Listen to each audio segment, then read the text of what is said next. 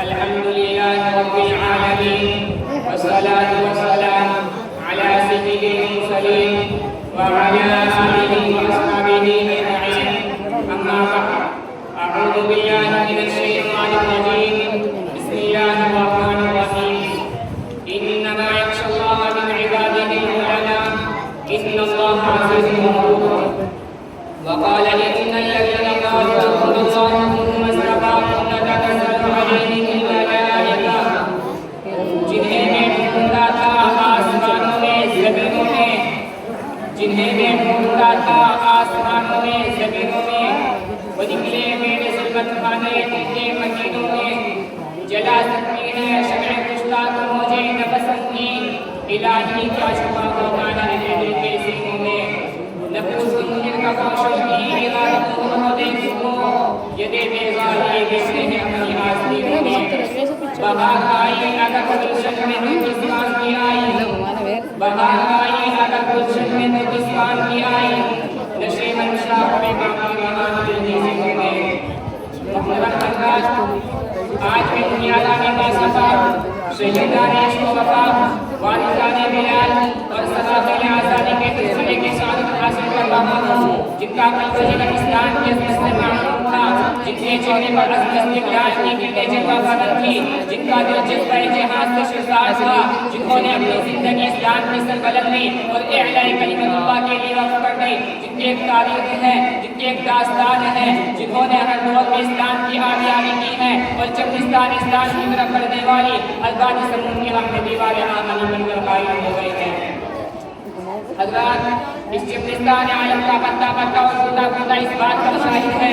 یہ طبقہ اصحاب فکر و نظر وارثان قلب و جگر کا طبقہ ہے، جنہوں نے تاریخ کے ہر نازک موڑ پر اس امت کی رہنمائی اور دستگیری فرمائی ہے. یہ بنیادان باصفا، شہیدان عشق و وفا کا قافلہ ہے، جنہوں نے ہر دور میں باطل کا مقابلہ کیا ہے. جب بھی باطل کے حق و چیلنج کے چیلنج کو قبول کیا ہے اور سب قدم میدان میں آنے لگے ہیں.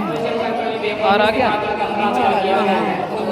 چل آ رہا ہے تھوڑی سی پر بتاؤ من ہو رہا مول صاحب اسے گھماتے سے پڑھا دیا اگر پنجے مول صاحب جب چلاتا چمکاتا ہوا آگے بڑھا مول صاحب مگر جب کوئی اس کی ٹائم کر دے نا اسے کاٹ دے تو کرنا سب برسو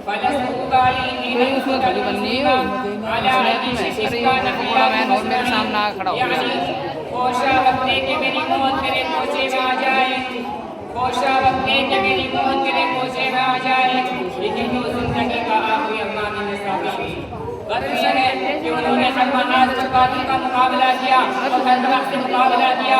ضرورت پڑی تو گولی چلائی، ضرورت پڑی تو تلوار چلائی، تلوار پھینکی قلم اٹھا لیا، ضرورت پڑی تو اپنے شعلہ نمائیوں سے طوفان دل شرکسوں میں باغ کا کام لیا، اور جب ضرورت پڑی تو قوم کے ننھے ننھے نونہالوں کی تربیت و اصلاح فرما کر باطل کے لیے دیوار آہنی اور فولاد لشکر بنا دیا.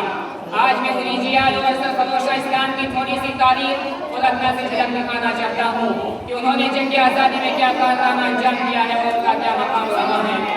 محترم حضرات، جب ہندوستان کی مقدس سرزمین پر انگریزوں کا ناپاک سایہ پڑا اور وہ اپنی شاطرانہ و عیارانہ چالوں سے یہاں کے مالک بن گئے تھے، جب ہندوستانیوں کا خون ان کے پسینوں سے بھی اضا ہونے لگا، تو ایسے نازک وقت میں سب سے پہلے جس شخص نے علم بغاوت بلند کیا وہ محدث کبیر، امام جلیل، رئیس الاولیاء، فخر چمن، محرم فن، نابش وطن، شاہ عبدالعزیز ابن ولی اللہ محدث زندگی ہے. یہ وہی مرد مجاہد پیش خدا ہے جس نے وقت سے بہت پہلے مسلمانوں کے مسلمانیت کا اعلان فرما دیا تھا، جہاں تک پہنچنے کے لیے دوسروں کا بھی صحابہ سے انتظار کرتا تھا. شاہ عبدالعزیز کا فتویٰ کیا تھا؟ گویا ایک پل کے بے اما تھا جو دشمنوں کے نقل تمنا پہ گر پڑی. انگریزوں کی نیند حرام ہو گئی، جگہ جگہ آزادی کے شعلے بھڑکنے لگے، جگہ جگہ آزادی کے پرچم لہرانے لگے، سینوں میں ولولے مچلنے لگے اور حوصلوں نے افزائیاں لینی شروع کر دی. مسند درس پر بیٹھ کر قرآن و حدیث کا درس دینے والے علماء کرام، خانقاہوں میں بیٹھ کر اپنے خون جگر سے شمع اسلام روشن کرنے والے مشائخ اعزاز اپنے مدرسوں اور خانقاہوں کو چھوڑ کر میدان میں آ گئے اور فرنگیوں کے خلاف محاذ بنا کر تفصیل کی جانب سے سامانے کے عالم میں نکل پڑے.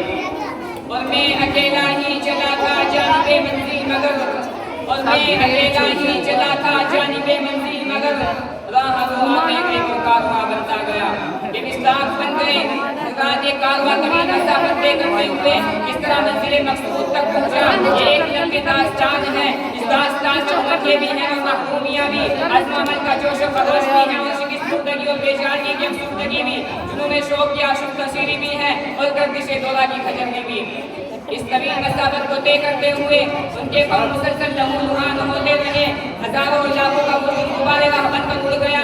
कभी जब वो तशद्दुद की खारदार झाड़ियों ने उनके दामन को तार किया, कभी वहशतों पर बरियत के पहाड़ों के राह में हाइल हो गए, मगर इस वक्त में जुनून के दीवानों ने हिम्मत नहीं हारी, हादसात और मसाइब से टकराते हुए मंजिल मकसूद की जानिब बढ़ते रहे। गोया तारीख हिंद हमसे कहती है, इस बस में जुनून के दीवाने हंगाम से पहुंचे महफिल तक, इस बस में जुनून के दीवाने हंगाम से पहुंचे महफिल तक, बेताबी उनकी आँखों सहराओं से लेकर साहिल तक। हाँ संग गिरा पे लिखते थे वो अपने दिले नादा का हाल, शायर के तलाशे मिकल में के पहुंचे पत्थर कातिल तक। हज़रात, ये वाक़या है कि अगर हिंदुस्तान की जंग आज़ादी में उलमा हिस्सा न लेते तो ये हिंदुस्तान कभी भी आज़ाद न होता।